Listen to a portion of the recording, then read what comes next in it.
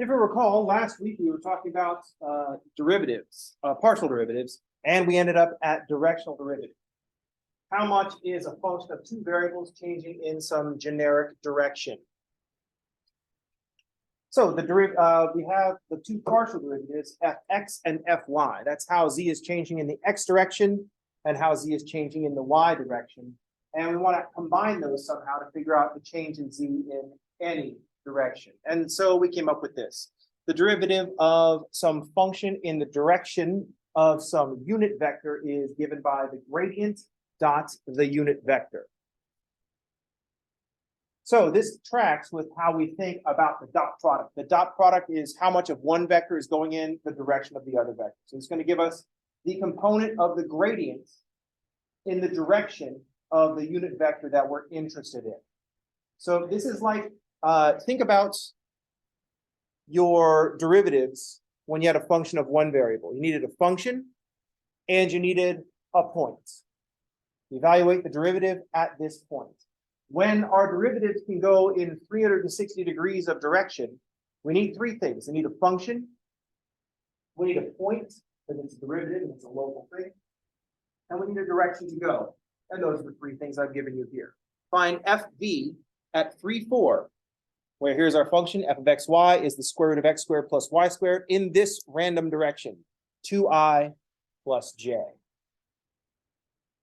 One of the things that came up in this discussion is we ended up with this vector called the gradient. The gradient is a vector made up of partial derivatives. The gradient of f is fx I hat plus fy j hat. The interesting stuff about the gradient is that the gradient is perpendicular to the contour and indicates the direction of maximum increase. So what we found out was that it's 90 degrees between the direction of no change and the direction of maximum increase, just as we would have guessed. The direction of no change is running parallel to the contour, because the contour is where everything's the same. And so perpendicular to the contour is the direction of maximum increase, the steepest path up the hill.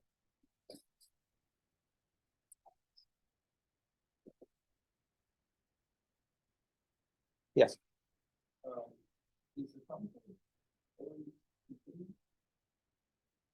It depends on the function. For our purposes, if we're going to be talking about like contours and gradients and stuff like that, they'll be continuous curves.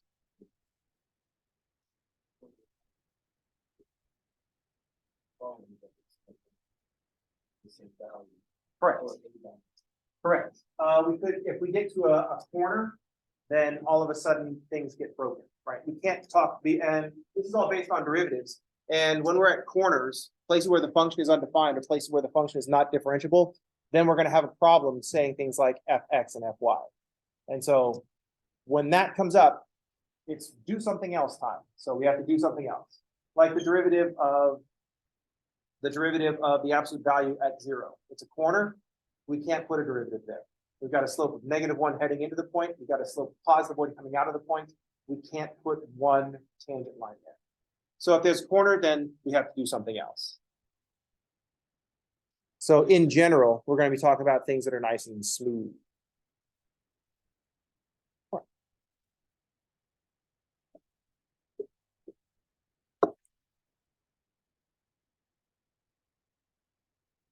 I had a different function in mind. It's fine. It's fine.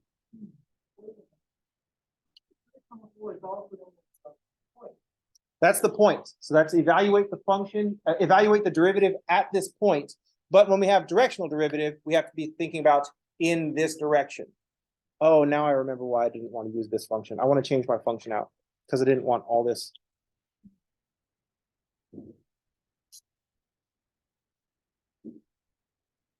At one point in the back of my head, I was thinking, oh, we should use a sphere. That would be cool. And I don't want to use a sphere anymore because of all the square roots and stuff.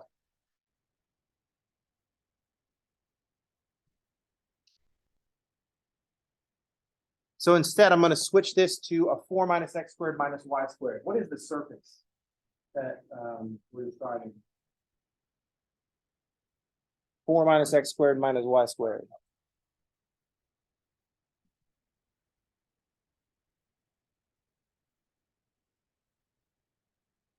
Here's our surface. When the horizontal cuts are circles, the level curves for different values of z, those are definitely circles. What does it look like from the side? No, not a tube. We get cylinders when one of the variables is missing. If there's no y, then it's the same for all the y values, and that makes a cylindrical shape. So we know from the side, if we look from the top, our level curves are circles. X squared, 4 minus x squared minus y squared equals constant is essentially x squared plus y squared equals constant. That's always going to be a circle. What's it look like from the side? Not a cone. It's a paraboloid. If we drop out one of our variables, we drop out the y's, and we look at 4 minus x squared, that's going to be a parabola. And then if we go around to drop out the x, it's going to be 4 minus y squared. So we're going to have another parabola. So we have a parabola in the x direction and a parabola in the y direction. From the top, it's going to be a bunch of circles. So the surface is a circular paraboloid.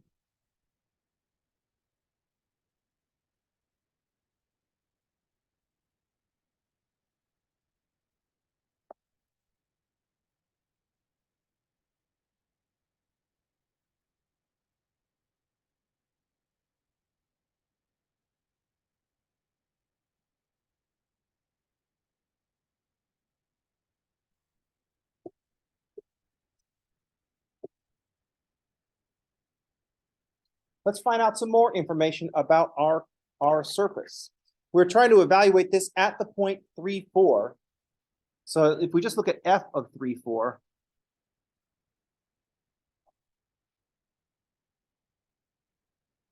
we're going to have 4 minus 3 squared. Now I should have switched. It's fine. It's fine. Stop worrying about it. I'm definitely thinking this one too much. So the point that we're interested in, f of 3, 4 is 4 minus 3 squared minus 4 squared. So 4 minus 9 is negative 5 minus 16 is negative something. How much is that? Negative 21?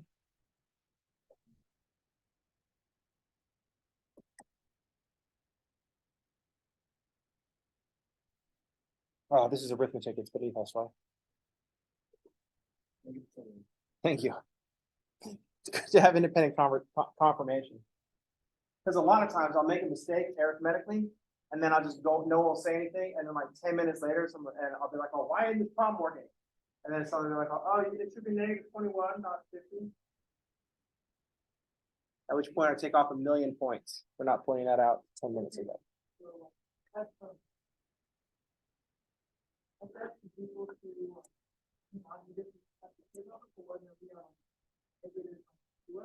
Yep. So we're going to need the gradient, which means we're going to need our two partial derivatives. So our fx at xy is going to be negative 2x, and our fy at xy is negative 2y. Awesome. So from this, we can build the gradient.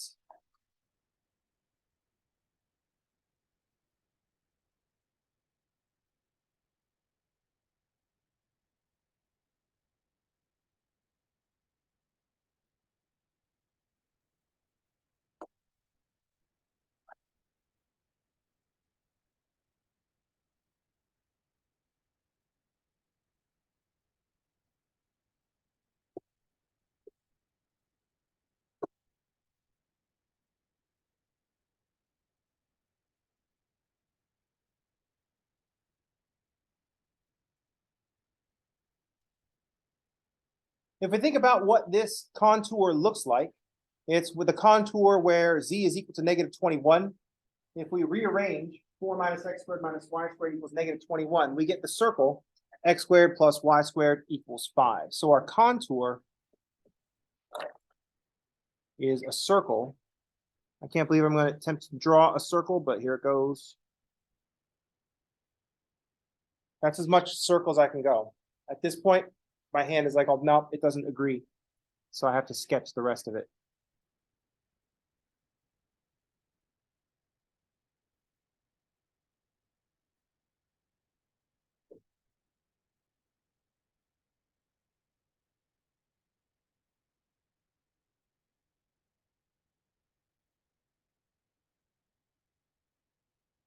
So this is the contour. Z is equal to -21.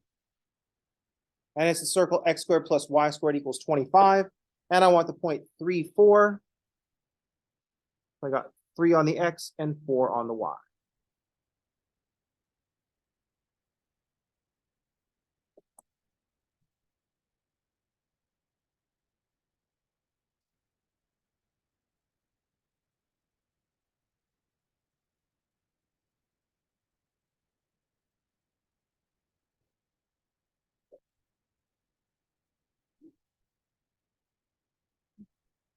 Let's calculate our gradient at this point. Let's find the gradient of f at the point 3, 4.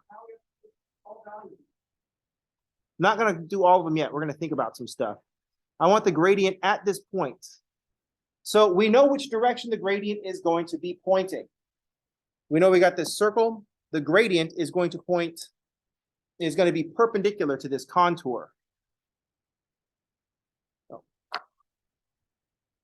So minus 2 times 3i minus 2 times 4j. So it's going to be -6i minus 8j.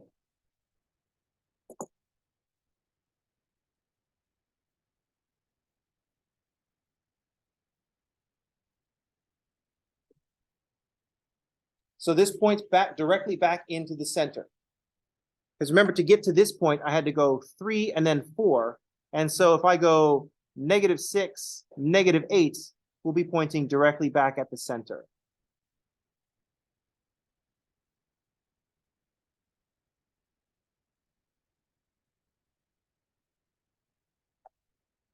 And this will be perpendicular to the contour.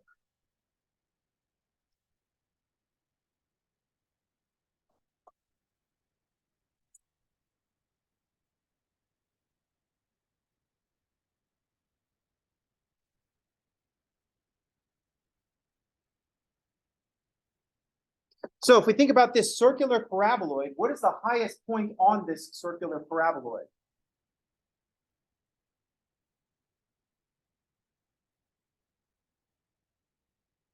Yeah, at the top, because I made this 4 minus the circle. That's how I set up this paraboloid. So the highest point is 0, 0, 4.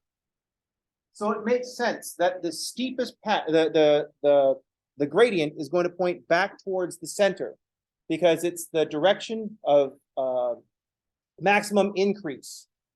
So we're going to be perpendicular to the contour, which is going directly back towards 0, 0. And it's going to be pointed at the highest point on the surface, which is at the origin.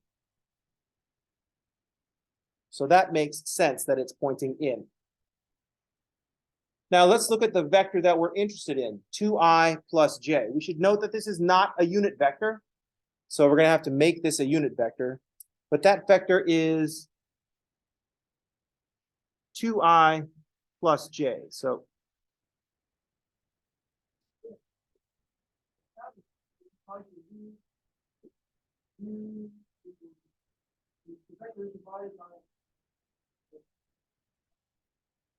yes, that's what we're going to do. So here's the vector v. This is too long for our purposes.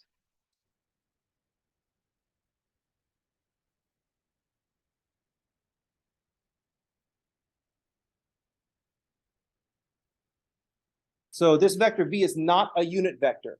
So we need a unit vector in the direction of v. So I'll take v. We'll find the length of v, which is going to be the square root of 2 squared plus 1 squared, square root of 5. So a unit vector in the direction of v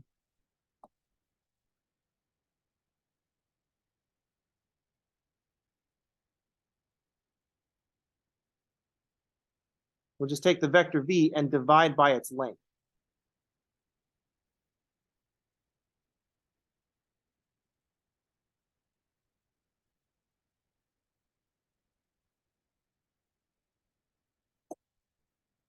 And we're going to leave the denominators unrationalized because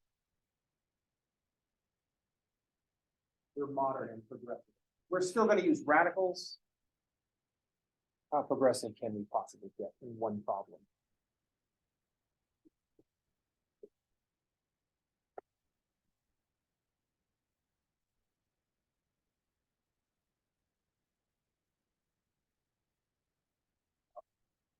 So here's our gradient.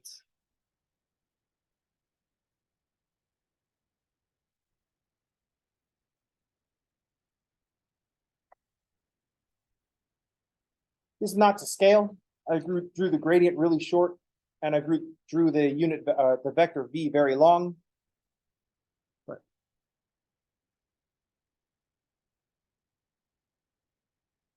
we scale down the vector v.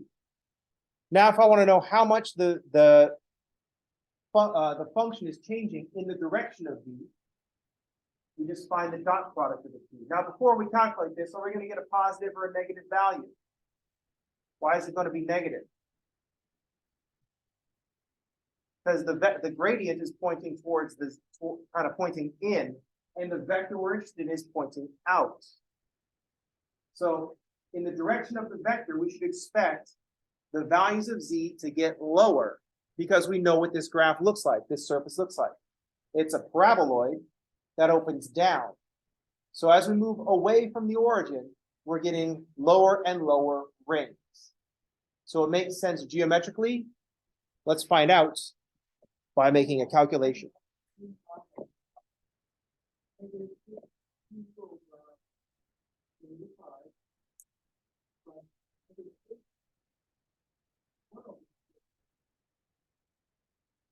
And that's going to give us negative. So perfect. So grad F34 dot the unit vector in this direction. So the gradient of F is negative 6i minus 8j dot 2 over root 5 plus 1 over root 5. So we'll get negative 12 over root 5 minus 8 over root 5.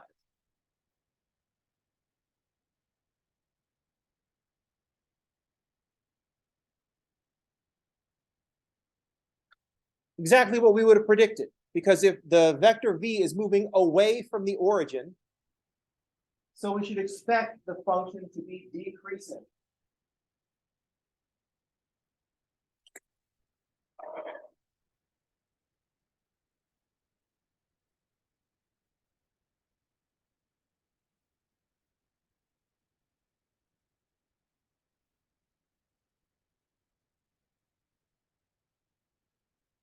So we expected f to be decreasing because v is pointing away from the origin.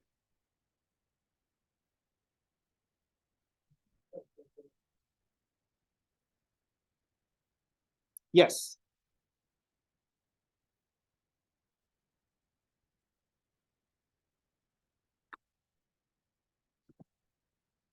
Alternate notation for the gradient is the del operator.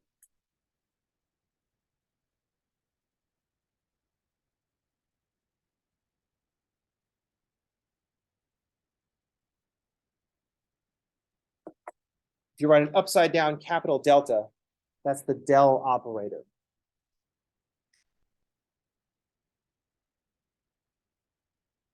It's a partial derivative vector.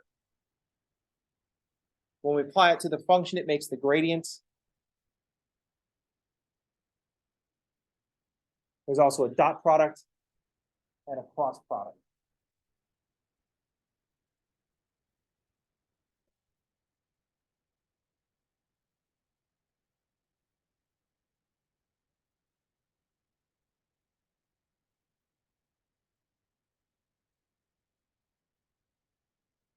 We had to invent a new notation because we got tired of writing grad all the time. Oh, this is too much writing. That's why we invented interval notation. It's an interval. Let's just put the starting point and the stopping point, and not have to write x and all those less than or equal to and stuff.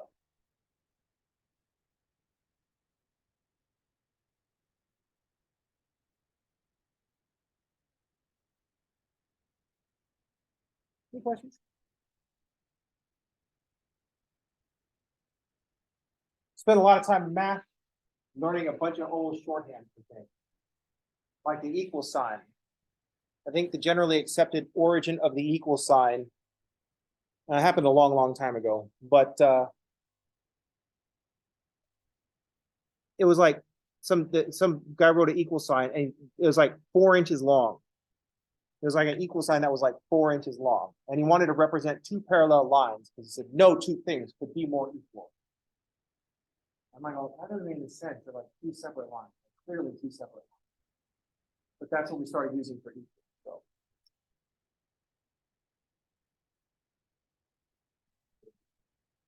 No, I'm a big fan of the equal sign. It just seems weird to like stack up two subtractions and all of a sudden that's like an equal sign. That means things are equal. Because that's not how negatives cancel out. You put one negative and they cancel out. You don't put another negative on top of it. You put another negative perpendicular to it because it turns it into a plus sign, and that's the opposite of a minus sign. And then in logic, the not operator is like a backwards little, it has a little hook on the end of it. Just use the negative. It's so annoying. Yeah, there's so many.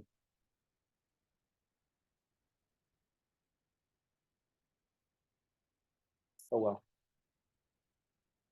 What are we talking about? Oh, yes.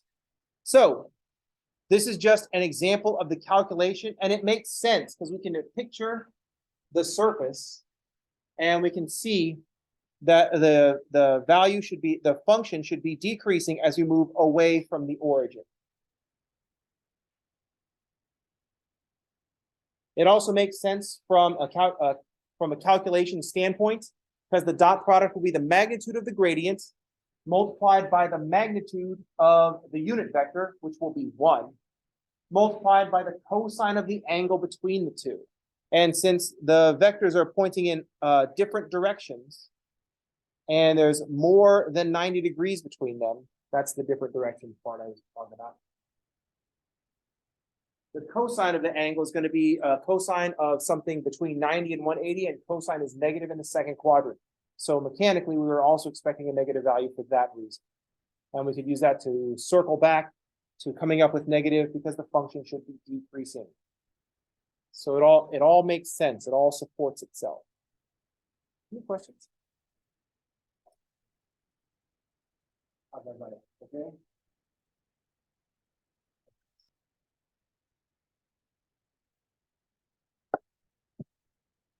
So using this example, some weird things happen.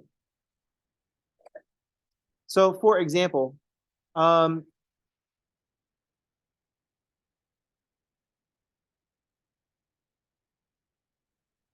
what's the gradient vector at the origin? Well, if we try to plug in 0, 0 into our gradient up here.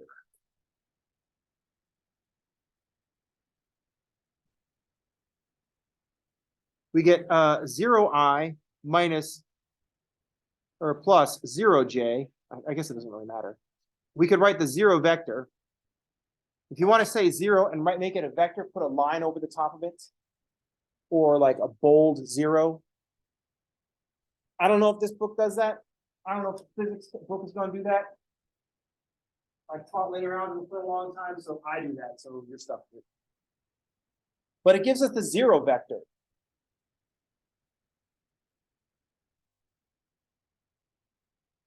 Now this is really weird to interpret because how do we interpret the gradient? The gradient is going to be perpendicular to the contour and the direction of maximum increase. What's the problem with our direction of maximum increase at this point 0, 0 on this surface, circular paraboloid? Part of it is there's no more increase. We are at the highest point on the paraboloid. But the direction of maximum decrease should just be the opposite of the gradient, but that's the same thing. So any direction is the direction of maximum decrease. It's all the same. If we're at the highest point, every direction will have the same amount of change because of all the symmetry going on over here. So sometimes weird stuff happens, but your gradient is 0. So we have to do something else in thinking about the gradient.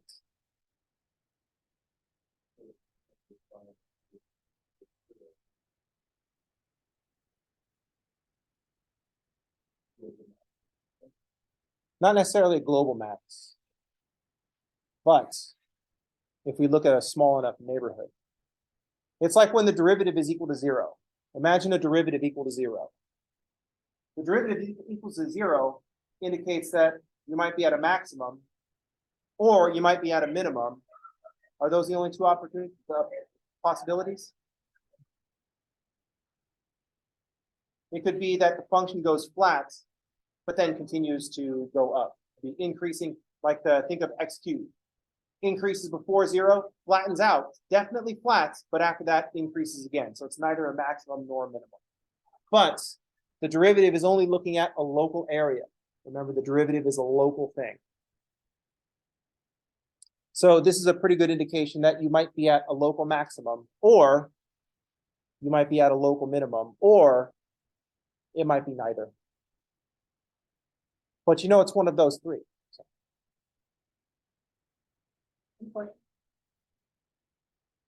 Math is sometimes annoying that way. Have you heard the story of the science conference? An engineer, chemist, and a mathematician are all attending the same conference. So they all come in on the same flights, and they're all really tired. And they all just check into the hotel, and they all just go to sleep right away. Unfortunately, all three of them also smokers. And they happen to fall asleep with lit cigarettes. All three of their beds catch fire. The engineer, smelling the smoke, wakes up, runs into the bathroom, sees the ice bucket and the faucet, fills the bucket up with water, dumps it on the bed so he can go back to sleep. The chemist smells the smoke, wakes up, runs into the bathroom, sees the ice bucket and the faucet, makes a few quick calculations, fills the bucket up with precisely the amount of water he needs to spread out over the fire, and watching how it spreads also on the sheets. Goes out, puts the fire out very precisely so he can go back to bed. The mathematician smells the smoke and wakes up, runs to the bathroom, sees the ice bucket and the faucet, realizes that a solution to the problem exists, and just goes back to bed.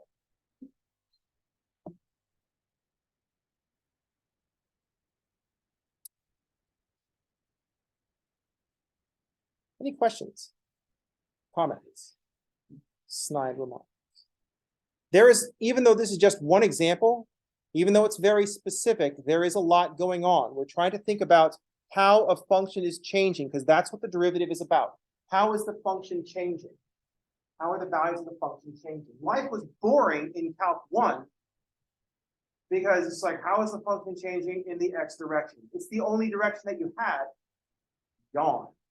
Now we've got 360 degrees of movement. I can have an x direction, I can have the y direction, or I can have any combination thereof. This is great because the gradient tells us is going to be perpendicular to the contour. It's going to be perpendicular to no chain.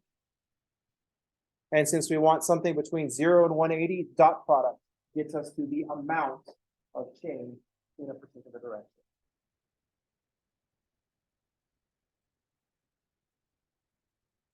I love it when stuff works out like this and there's no weird shit going on. It's just like contour is no change. Perpendicular to that is maximum change. The dot product, the cosine tells you how much. It's just finding the horizontal component of a vector. Only instead of horizontal, we can have horizontal pointing any direction that we want. We do have to cut that direction down to a unit vector. And we normally do that anyway. When we write the magnitude of f times the cosine of theta, the cosine of theta is multiplied by the length of the unit vector 1, 0. So no surprises there. All right, that's going to do it for today. I will see you all on tomorrow. Everybody have a good day. And thanks for playing.